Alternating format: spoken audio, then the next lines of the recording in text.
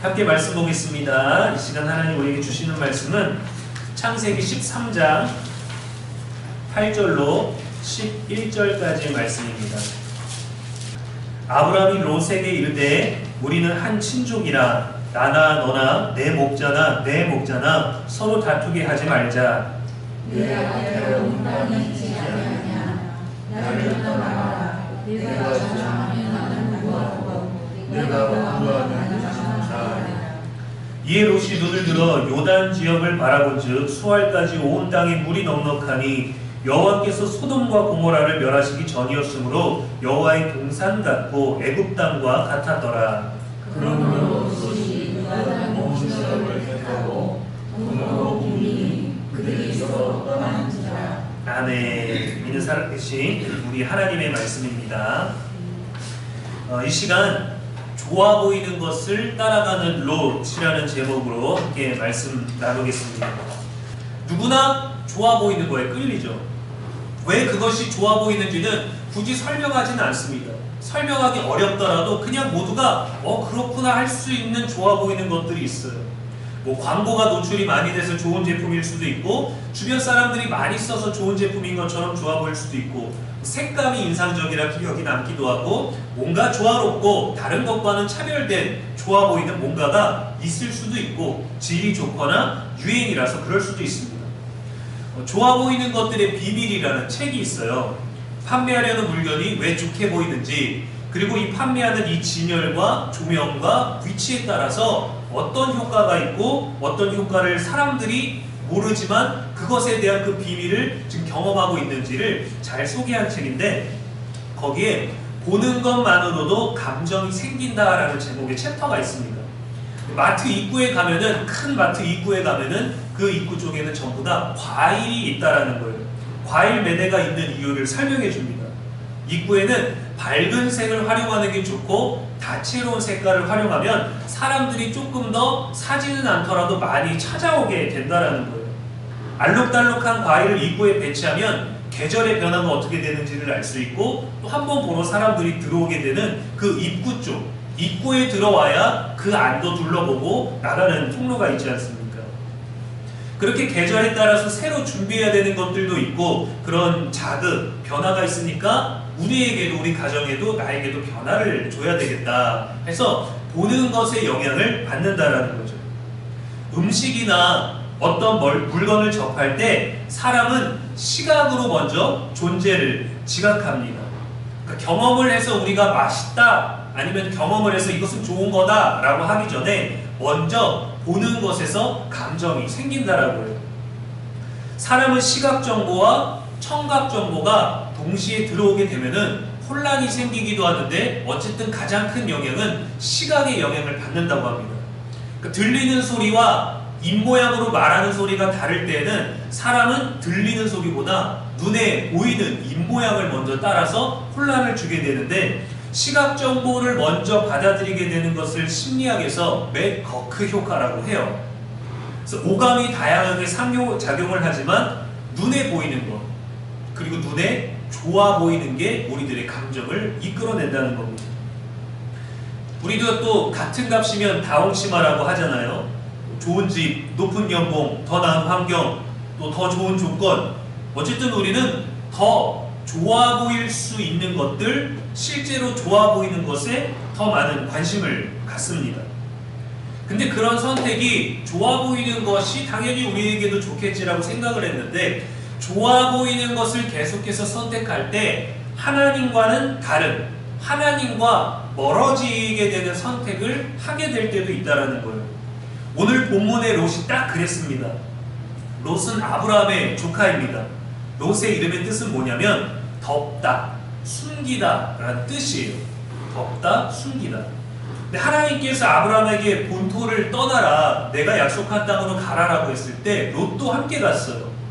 12장 4절에 보면 이에 아브라함이 여호와의 말씀을 따라갔고 롯도 그와 함께 갔으며 라고 되어 있습니다.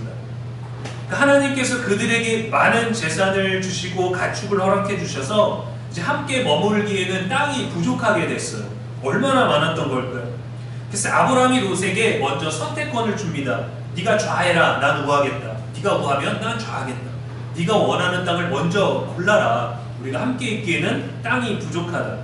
이거는 현실적인 판단이죠. 떨어지는 게 잘못된 게 아니라 현실적으로 또 멀든 가까이 있든 각자의 어떤 그 재산을 지키고 또 개척을 하면서 나아가는 다양한 목표들이 있었겠죠.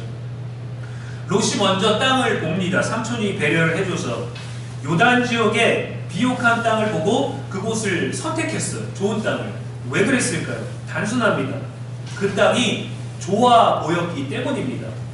10절 말씀에 보면 이에 롯이 눈을 들어 요단 지역을 바라본즉 소알까지 온 땅에 물이 넉넉하니 라고 되어 있고, 뒤에 보면 여호와의 동산 같고 애굽 땅과 같았더라 라고 되어 있습니다. 여호와의 동산 같다, 애굽 땅과 같았다라는 것은 롯의 평가가 아니라 성경 기록자의 평가죠. 여호와의 동산은 부족함이 없고 4개의 큰 강이 있었기 때문에 풍요로웠고, 애굽 땅과 같았다라는 건 우리가 잘 알고 있는 나일강이 엄청 범람함으로 말미암아 주변 땅이 엄청 풍요로워졌던 것들을 성경에서 아름답다고 할 때 애굽 땅과 비유하죠. 여러분, 근데 좋아 보이는 땅을 간 게 잘못된 겁니까? 우리도 배산임수, 풍수지리에 대한 얘기들이 있잖아요. 앞에 물이 흐르고 뒤에 산이 있어서 전기를 받고 이런 거 중요하지 않습니까? 무덤 하나를 심을 때에도 또 어떤 산자리 하나를 보고 집을 지을 때에도 남향인지 동향인지 이런 모든 것들을 보는데 실제로 그런 것들이 좋은 영향을 우리들에게 주죠. 햇빛을 등지고 사는 사람들은 굉장히 어둡고 우울합니다. 뭐 영국은 뭐 해가 지지 않는 나라라고 하지만 거기는 스모그도 되게 많고 흐린 날이 너무 많아서 사람들이 우울하니까 체크무늬며 이런 다양한 음식과 색깔들이 다 어둡잖아요. 근데 우리나라는 사계절이 풍부하니까 짙은 색과 밝은 색과 애매한 색과 모든 색들이 굉장히 다양합니다. 그런 것들을 보고 그런 좋은 것들을 누렸기 때문이죠. 집안을 위해서는 당연히 더 좋은 땅을 선택하고 더 좋은 디자인을 선택하고 더 좋은 방법을, 좋아 보이는 것들을 실제로 눈으로도 보기 좋은 것들을 택해야 됩니다. 인간적으로 기준으로 볼 때는 좋은 땅이 맞죠. 굳이 척박한 땅, 메마른 땅, 힘든 땅, 우물도 없을 것 같은 땅을 가지는 않거든요. 좋아 보이기는 했는데 영적으로는 위험한 땅이었습니다. 13절에 보니까 소돔 사람은 여호와 앞에 악하며 큰 죄인이었더라 라고 그 땅에 대한 이야기를 해줘요. 땅은 모르지만 거기에 사는 사람들은 악했다고 합니다. 땅이 악해서가 아니라 사람들이 악해서 그 사는 땅도 영적으로 많은 타락의 평가가 된 거예요. 처음에는 롯은 좋아 보이는 땅 근처에 살았습니다. 그러다가 점점 장막을 옮겨서 소돔까지 이르렀어요. 이후에는 소돔 성 안에 거주합니다. 창세기 14장 12절에 소돔에 거주하는 아브라함의 조카 롯도 사로잡고 그 재물까지 노략하여 갔더라. 주변에 있는 4명의 왕이 연합을 해서 소돔 땅을 쳐들어갔는데 거기에 거주하고 있다라고 롯이 있다고 얘기를 하죠. 근데 더 이후에는 소돔의 지도자들 사이에 롯이 있었습니다. 창세기 19장 1절에 보면 저녁 때에 그 두 천사가 소돔에 이르니 마침 롯이 소돔 성문에 앉아있다가 라고 했어요. 이 고대 사회에서 도시의 성문은 도시의 출입구를 말하는데 상점이나 노점이 많고 중앙이 아니라 성문이 가장 번화가였습니다. 중요한 계약을 할 때에도 성문에서 했었고 장로들이 재판을 할 때도 사람들이 많이 있는 그곳에 있었고 선지자들이 하나님의 말씀을 선포하고 외칠 때에도 성문에 있었어요. 그만큼 마을이나 도시에서 영향력 있는 사람들이 성문에 있었고 권력 있는 사람들이 머물렀는데 롯도 마침 그 성문에 있었다라는 건 우연히 만난 게 아니라 그 자리에 롯의 삶의 위치가 있었다라는 겁니다. 이런 삶은 보기 좋을 수도 있습니다. 그런 자리에까지 이 도시에서 성문에 앉아서 재판을 하고 신을 들고 계약을 맺고 이런 것을 할 수 있는 자리까지 가보는 것도 여러분 인생의 좋은 경험이고 성공이지 않습니까? 늘 제자리나 늘 바닥에서 사는 것보다 그래도 우리 인생의 가장 뜨거웠던, 가장 열정적이었던, 가장 성공하고 부유했던 이 꼭대기를 한번 남의 것과 비교하지 않고 내가 할 수 있는 것을 최정점을 찍고 오는 것은 우리 인생의 좋은 경험이지 않나요? 좋은 어떤 이력이지 않습니까? 한 사람의 인생에서 자신이 이룰 수 있는 최고점을 갔다 왔다는 것, 비록 지금은 더 연약하고 지금은 그때를 회상만 하고 있을지라도 그런 과거, 그런 시점이 우리에게 있었다는 건 놀라운 것 아니겠어요? 저도 20대 때 막 사역을 시작했던 그 전도사 시절에, 간사 시절에 저도 나중에 목회하면 세계 5대양 6대주를 막 누리면서 막 전국 방방곳곳이 아니라 세계 곳곳을 막 퍼스트 클래스 타고 다니면서 복음을 전할 거를 막 상상을 했어요. 이제 막 어린이 아동부 설교, 유아부 설교 준비하면서 막 50만 명 모이는 그 웨슬리처럼 막 3만 명 모이는 그곳에서 막 마이크 없이 말씀을 막 전파하면 거기서 막 3,000명 막 세례받고 2,000명이 회개하고 1,000명이 나가고 500명이 막 목발을 막 집어 던지고 걸어오고 막 이런 부푼 꿈을 가지고 목회를 상상을 했었습니다. 그래, 내가 지금은 간사고 어리고 목회를 막 시작한 지 얼마 안 돼서 지금은 운전하고 모셔다 드리고 운행하고 청소하고 분리수거하고 이런 거 하지만 나중에는 성경책 들고 와, 한 손에 복음 들고 가고 막 복음을 선포하며 막 주여 막 일어나는 것들을 막 생각을 했단 말이에요. 그리고 하나님이 저를 그렇게 쓰실 거라고 생각을 했고, 저희 어머니도 늘 저한테 그랬거든요. 너는 5대양 6대주를 누릴 거라고. 아니라고, 엄마. 난 저 부산도 안 가봤다고. 나는 아직 서울도 안 벗어나봤고, 나는 저 지방 남쪽도 안 가보고, 막 통영, 거제도 이런 데도 안 가보고, 무슨 5대양 6대주라고. 배 타면 가라앉을 것 같고 비행기 타면 추락할 것 같아서 겁 많아서 자동차밖에 못 타는 나에게 무슨 그런 꿈이 있겠냐. 근데 그런 얘기를 들으면서도 너무 좋았어요. 상상해 본 거예요. TV에서 보던 어떤 것들, 어떤 다른 곳에서 집회에서 들었을 때 목사님들이 하는 얘기, 우리나라도 8, 90년대 때 엄청 뜨거웠지만 미국에서도 70년대, 60년대, 80년대까지 천막 집회들이 많았잖아요. 그냥 넓은, 땅이 넓으니까 넓은 광야든 사막이든 뭐 어떤 초원이든 공원에다가 큰 천막 쳐놓고 거기서 얼마나 많은 치유 집회와 복음 집회와 그런 뜨거운 기도들이 있어서 교회가 얼마나 많이 성장하고 그런 교리, 말씀을 전하는 것에 사상의 차이가 생겨서 그래서 서로 갈라지면서도 또 각자의 길을 가게 되고 다양한 교파들이 나왔지 않습니까? 그렇게 많은 사람들이 뜨거움을 경험했는데 그런 것들을 저는 또 많이 봤어요. 어릴 때 뭐 교육 프로그램 이런 거 안 보고 책도 다 성경 만화책 보고, 저도 뭐 테이프 음악 들어라는 것도 다 뭐 어떤 목사님이 성경 읽은 거 그런 거 들려주고, 근데 그게 그냥 엄마가 주는 게 전부라고 생각했기 때문에 그것만 보고 자라는 거. 비디오 하나 딱 틀면 뭐 다른 친구들은 막 만화 영화 보는데 저는 막 성경 집회하는 막 흑인 목사님 나와갖고 막 사람들 치유하고 걷는 거 막 할렐루야 막 이런 거 보고 그랬거든요. 그런 걸 보고 자라니까 그런 꿈이 생긴 너무 멋있어 보이는 거예요. 어렸을 때 말도 못하고 구구단도 못 외우던 내가, 야, 저 미국에 가서 저런 집회를 내가 한다고? 내가 사람 머리 위에 손을 얹으면 이 사람이 막 안진뱅이가 걷는다고? 성경의 일들이 너무 리얼하게 제게 나타날 거를 막 상상을 해보니까 너무 멋있는 거예요. 너무 멋있는 거예요. 야, 이런 목회를 나도 하게 되겠구나. 그래서 이 부족한 저를 통해서 사람들이 천국에 갈 기회를 얻으면 얼마나 좋겠어요. 그렇지 않나요? 근데 이제 완전 어리석고 철없는 교만한 상상일 뿐이었죠. 주의 일에 쓰임받기 위해서 상상했던 모든 것들이 좋아 보이는 것들에 집중돼 있던 거예요. 복음을 전했을 때, 복음이 있을 때 그러한 일들이 일어나는 거지, 복음을 전해서 나타나는 결과가 너무 좋아 보이니까 그 결과를 꿈꾸면서 상상을 했던 겁니다.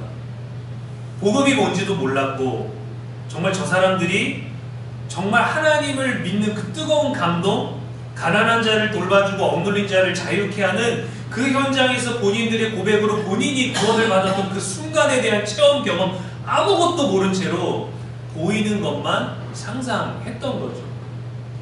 비행기 타면서 저는 어떤 목사님들 가서 뭐 일본어하고 뭐 어디 가서 뭐 딱 에스파냐어하고 어떤 막 원시인들 뭐 원주민 언어도 막 하고 그런 분들 보면서, 야, 나는 언어에는 자신은 없지만 하나님이 분명 내게 모든 언어를 마스터한 통역사를 붙여주셔서 동시 통역사를 내 곁에 붙여주셔서 나 한국말로 말하면 다 자기들이 언어로 은혜 받을 거라고 막 그런 뜨거운 열정이 있었어요.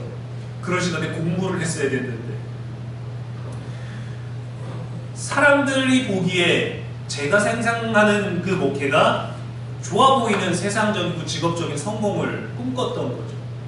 근데 실제로 하나님은 그런 상황에서도 우리가 좋아 보인다, 뜨겁다, 멋있다라고 생각했던 것들을 통해서 하나님은 일하시는 분이시기는 하지만 목회의 목표 자체가 그것이라면 저는 그저 사람들 보기 좋은 것만 꿈꿨던 거고 보기 좋아 보이는 것만 찾고 있었던 겁니다. 보기 좋은 것들을 위해 그런 도덕적이고 인격적인 것들을 다듬어 왔던 거죠. 롯도 처음에는 단순히 좋아 보이는 땅만 선택했습니다. 정말 좋은 땅을 선택했어요. 많은 고민을 했어야겠죠. 빼앗기지 않아야 했겠지만 삼촌이 양보해줘서 선택할 수 있었죠. 근데 그 좋아 보이는 것을 선택하고 나서 좋아 보이는 것 안에 있는 많은 것들과 점점 가까워지기 시작했고 소돔의 문화와 타협했고 그들과 동화되기 시작했습니다. 그저 눈에 좋아 보이는 그곳에 있었는데 또 다른 좋아 보이는 것이 있었고 그 안에 또 다른 좋아 보이는 것들이 계속 비밀이 열리는 거예요. 좋아 보이는 땅, 좋아 보이는 삶, 좋아 보이는 자리, 좋아 보이는 위치, 좋아 보이는 역할, 좋아 보이는 곳에서 나도 만족을 느끼고 남들이 보기에도 좋아 보이는 그 삶에 만족하고 있었던 롯이었어요. 지금 우리 사는 시대와 또 과거 시대와 또 앞으로의 시대와 너무도 비슷하지 않습니까? 물론 거기에는 자기 만족도 있어요. 남을 만족시키려는 선한 마음도 있습니다. 자신에게 좋아 보이는 것들도 있겠지만 세상과 주변 사람들이 보기에 좋아 보이는 모든 것들을 갖추는 것이 우리 모든 많은 사람들의 인생이 얼마나 소중하게 됐습니까? 잘 지내고 있는 것처럼 집안에서 투닥투닥해도 밖에서는 잘 지내보고 있는 것처럼 다른 사람들 보기에는 엉망진창이고 가난한 것처럼 보이지만 그렇게 보여지는 게 싫어서 좋아 보이기 위해 조작된 나의 모습을 사람들에게 드러내고 얼마만큼이나 거짓된 삶을 SNS를 통해서 우리가 드러낼 수 있게 되었습니까? 더 좋아 보이는 아파트, 집, 더 좋아 보이는 외제차, 더 좋아 보이는 액세서리와 물품들 그런 것들은 때로 우리 만족을 떠나서 다른 사람들이 보기에도 굉장히 좋아 보이는 것일 수 있어요. 물론 그 자체로는 나쁜 게 아닙니다. 취향 따라 좋아 보이는 것이 서로 기준이 다를 수도 있어서 취향 따라 그것들을 우리도 누릴 수 있습니다. 그러나 좋아 보이는 것을 선택해서 누리는 것과 좋아 보이는 것을 따라가게 되는 건 다른 거예요. 내가 좋아 보이는 것을 이거 좋아 보이는구나 하고 그것을 선택해서 내가 누리는 것과 저건 좋아 보이는 거야, 내가 좋아 보일 수 있는 거야 하고 그것을 쫓아가고 따라가고 심지어는 끌려가게 되는 것은 다른 겁니다. 지금 롯의 삶은 자신의 주체적인 의지로 선택하는 것 같지만 그렇지 않았어요. 처음에는 삼촌과의 이 건강한 관계를 유지하기 위해 좀 더 좋은 땅을 선택했을 뿐이지만 더 좋아지고 싶어서 그 문화와 그 우상과 그 사람들의 자리와 그래서 소돔 땅, 소알 땅에서 거리가 좀 있었던 곳에서 있다가 점점 내려가다가 이사해서 소돔에 들어가서 거주를 하게 되었고 거기에 그 천사가 와서 경고를 하는데도 그 상황에서 성문에 이르는 자리에까지 가게 되지 않았습니까? 지금 한참 젊은 세대들은 누가 봐도 내가 봐도 남이 봐도 좋아 보이는 집안과 결혼하고 누가 봐도 좋아 보이는 신도시에 거주하고 누가 봐도 좋아 보이는 적당한 차를 타며 누가 봐도 좋아 보이는 삶을 누려야 돼요. 그런 시대가 되었어요. 그거를 충족시키지 못하면 결코 행복이라는 단어를 만족이라는 단어를 꺼낼 수 없게 되었습니다. 그냥 기본적인 조건이 되었어요. 처음엔 힘들고 어렵게 시작하다가 형편이 나아지는 것을 꿈꾸지 않습니다. 처음부터 갖춰져 있지 않으면 결코 그것을 가져올 수 없다라는 거예요. 자녀를 가지지 않았지만 자녀를 가진 사람들의 삶과 그것에 대한 희생에 대해서 그 기쁨을 경험해보지 않았기 때문에 힘들어하는 삶을 봤기 때문에 그렇지 않기 위해 더 좋아 보이는 삶이 무엇인가 그것을 먼저 선택해서 또 비혼자가 되기도 하고 반려견으로 대체하기도 하고 또 결혼을 아예 안 하거나 서로 어떤 계약 합의를 하죠. 결혼에 대한 문제, 자녀에 대한 문제, 앞으로의 문제, 양쪽 양자 부모에 관한 문제들 많은 고민들의 기준이 달라졌습니다. 시대가 그렇게 많이 바뀌었죠. 좋아하는 것을 만족할 수 있는 것을 선택하는 것이 아니라 그것을 따라가고 끌려가는 현실이 되어버렸습니다. 그래서 우리가 감히 함부로 뭐라 할 수 없어. 그건 잘못된 거야. 그들도 잘못된 걸 알지만 너무도 많은 다수와 너무도 많은 대중이 그러한 삶을 살기 때문에 거절을 할 수 없어요. 왜냐면은 그거를 거절한다면 거절하는 사람을 만나야 되는데 그런 사람 찾기가 너무 어려워졌거든요.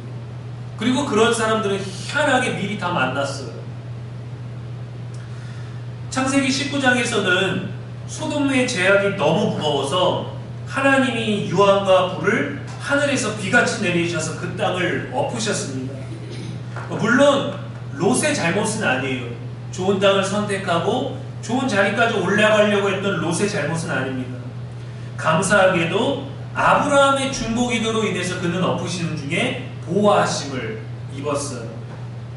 창세기 19장 29절에 하나님이 그 지역의 성을 멸하실 때, 곧 롯이 거주하는 성을 엎으실 때 하나님이 아브라함을 생각하사 롯을 그 엎으시는 중에 내보내셨더라.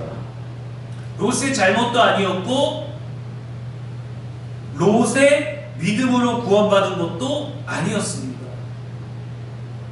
아브라함을 생각하셔서 구해주셨어요. 때로는 어떤 영적인 마비, 육체적인 한계 때문에 신앙생활을 하지 못하는 사람, 우리는 그들에 대해서 그는 어떻게 신앙 고백을 하고 어떻게 믿음을 갖고 어떻게 우리가 알지 못하는 영역에서 우리가 그가 구원받았다고 알 수 있을까? 근데 그 방법은요, 이 중보예요. 롯을 기억하신 게 아니라 아브라함의 중보 기도를 기억하셔서 롯을 그 엎으신 중에 보호하셨던 겁니다. 우리도 거사님 고백하셨지만 매형분을 위해서 그분은 당장 자신의 신앙 고백을 할 수 없을지라도 우리의 중보를 기억하사 일어나라. 새날이 다가온다. 어둠에서 일어나라. 깨어라. 그를 위한 중보자가 있을 때 하나님은 일하십니다. 롯은 사실 아무것도 큰 뭔가가 없어요. 그냥 땅만 선택했을 뿐입니다. 롯이 멸망, 두 천사에 의해서 이 소돔과 고모라 땅의 멸망에 대한 경고를 듣고 결혼하게 될 이제 사위들에게 알려졌지만 그들은 농담으로 여기서 듣지 않았습니다. 롯의 아내는 불이 떨어지는 중에 피하다가 뒤를 돌아봐서 소금 기둥이 되었죠. 소돔 성에서 나와서 두 딸과 산속으로 도망쳤어요. 굴에 있었습니다. 결혼도 못하고 후손이 끊어지지 않을까, 우리 집안에 우리의 대가 아버지의 이름이 다 끊어지지 않을까 하고 이 두 딸들이 고민을 하다가 아버지 롯에게 술을 마시게 해서 취하게 한 다음에 동침을 했어요. 각각 동침을 해서 아버지로부터 각각 아들들을 낳았습니다. 얼마나 비참합니까? 우리가 이 마지막에 롯의 마지막을 좋게 볼 수 있나요? 두 아들은 모압과 암몬의 조상이 되었어요. 다 족속의 조상이 되었습니다. 그럼 성공한 거 아닙니까? 좋아 보이는 거 아닙니까? 그 유대 땅 그 옆에 암몬 족속하고 모압 땅은 포로기 될 때까지 계속해서 거기 머물잖아요. 한 족속의 아버지가 된 건, 조상이 된 건 대단한 거 아닙니까? 그렇지 않습니다. 이스라엘과 근접한 곳에 있었지만 이스라엘과 끊임없이 대립한 족속이었어요. 우상 숭배의 상징과도 같은 게 모압과 암몬입니다. 그들의 신이 좋아 보였겠죠. 그들은 여호와의 총회에 들어오지 못했습니다. 그들의 혈통은 아브라함과 같은 집안의 혈통이었지만 영원히 총회에 들어오지 못했어요. 신명기 23장 3절에 암몬 사람과 모압 사람은 여호와의 총회에 들어오지 못하리니 그들에게 속한 자는 10대뿐 아니라 영원히 여호와의 총회에 들어오지 못하리라 했습니다. 예레미야 48장과 49장에 보면은 각각 48장에서는 모압에 대해서 경고해요. 심판에 대해. 49장에서는 암몬에 대해서 아주 길게 심판을 선포하십니다. 하나님의 예언이 그렇게 가득하게 기록되어 있어요. 롯의 이름의 뜻은 덮다, 숨기다 라는 의미입니다. 하나님의 은혜와 아브라함의 중보를 통해서 은혜로 덮여졌던 삶이었어요. 하나님의 보호하심으로 덮여져 있던 삶이었어요. 삼촌의 기도를 통해서 그 중보의 힘으로 은혜로 덮여진, 보호로 덮여진, 성령으로 덮여진 삶을 살 수 있었습니다. 근데 좋아 보이는 것들을 따라가게 되었을 때 유혹과 타락의 자리까지 가게 되었고, 그는 타락하지 않았을지 모르지만 자신이 있던 그 유혹과 죄악의 자리에서 모든 것을 잃고 가려지고 동굴에 숨어야 했고 숨겨진 인생이 되어버렸습니다. 세상에서 가장 좋은 것은 하나님이 우리와 함께 하시는 겁니다. 가장 아름다운 것도 우리 주님이시죠. 우리도 주님을 우리의 시각으로 볼 수 없고 청각으로 느끼기에도 너무 멀게 느껴지고, 우리가 신앙생활을 하고 있는 것도 우리의 평상시 삶을 보는 것이지 우리와 함께 하시는 그 주님을 세상이 보는 것은 아닙니다. 우리에게 좋아 보이는 것은 없을지도 몰라요. 신이 정말 우리와 함께하는 게 보인다면. 옛날에는 뭐 귀신이 여기서 거꾸로 뭐 매달려 있네, 뒤에 매달려 있네, 피로가 뭐 엎여 있네, 막 이런 것들 사람들이 뭐 본다고 하지 않습니까? 근데 어떻게 주님의 천사와 주님이 있는 것들은 왜 성경 기록 빼고 본 사람들이 없을까요? 그렇게 좋은 것은 왜 보여지지 않는 걸까요? 그래서 세상이 보기에는 우리가 주님과 함께 한다는 것이 결코 좋게 보이지 않을 수도 있습니다. 그래도 우리가 그분을 믿고 그분과 함께 하는 게 좋아 보이는 것, 시각, 청각, 후각 모든 것을 떠나서 우리의 영혼과 인생에 가장 좋은 건 온 땅에 충만한 아름다운 그분의 이름과 함께 하는 겁니다. 그러면 우리가 무엇을 봐도 좋게 볼 수 있어요. 그렇게 감사하면서 은혜로 덮인 우리들의 삶, 다른 사람들이 봤을 때 좋게 보이지 않겠습니까? 하나님을 어떻게 믿는지, 하나님과 어떻게 함께하는지. 헛된 꿈을 가질지라도 제가 20대에 그 아름다운 퍼스트 클래스를 탈 거라는, 그런 세계 5대양 6대주를 누릴 거라는 그 꿈을 좋게 보이면서 했지만, 가장 좋은 것이 무엇인지는 그거를 탔을 때 느끼는 게 아니라 주님을 만났을 때 고백이 되어지는 거예요. 참된 자유는 거기 있거든요. 내가 오늘은 뭘 먹을까? 내 통장에 3만 원 있는데 4만 5천 원짜리 족발을 먹고 싶으면 어떻게 할까? 이거는 불행이 아니라, 내게 있는 것이 무엇일지가 아니라 나와 함께 하시는 그분이 누구신지, 나를 은혜로 덮는 분이 누구신지, 죄악된 세상에서 나를 보호하시고 숨기는 분이 누구신지, 그분을 우리가 정말 좋은 분으로 만났을 때 우리의 삶은 누가 봐도 좋게 보일 수 있고 내가 무엇을 봐도 좋게 볼 수 있는 것입니다. 결국엔 하나님의 영광과 그리스도의 사랑보다 더 좋은 것도 더 아름다운 것도 없음을 확인하는 날이 저와 여러분에게 오게 될 겁니다.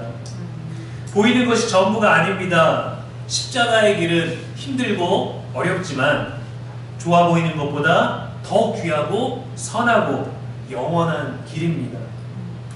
눈에 보이는 것을, 좋아 보이는 것을 따라가는 삶이 아니라 하나님의 뜻을 따라가는 저와 여러분 되기를 주님의 이름으로 축원합니다.